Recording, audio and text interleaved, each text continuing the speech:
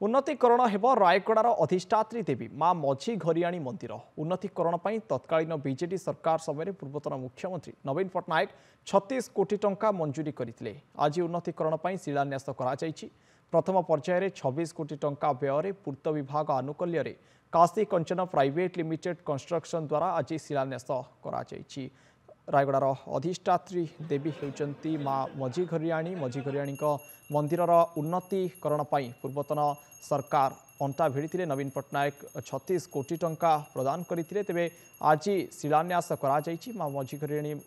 मंदिर उन्नतीकरण ये शिलान्यास कर चित्र आसी सामना को प्रथम पर्यायर 26 कोटी टंका मंजूर कर कौन प्रकार व्यवस्था नहीं सब शुणी शुणी आसुले आज जो शुभारंभ है कि या खुशी कथा किसी ना जोटा कि शौचालय तो आरंभ हो उन्नयन ठार आरंभ हो जात्री निवास आरंभ हो डरमेट्री हम धरिकी आउ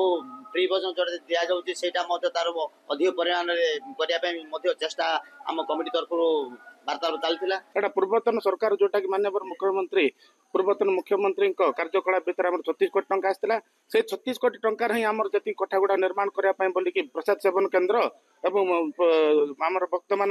मुंडन कार्यक्रम बोलिकी से मुंडन केन्द्र एवं आमर डरमेट्री कार्यक्रम एवं आमर शॉपिंग कॉम्प्लेक्स गुड़ा सुविधा को जोटा प्रस्तुत करने बोलिकी डिपार कार्यक्रम अनुसार होती।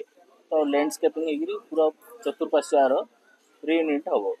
और 24 मंथ भितर ये अच्छी आज माँ को आशीर्वाद आज भूमि पूजन सक्सेस माने कंप्लीट हो आशा अच्छी टाइम लाइन भितर काम आम कंप्लीट कर।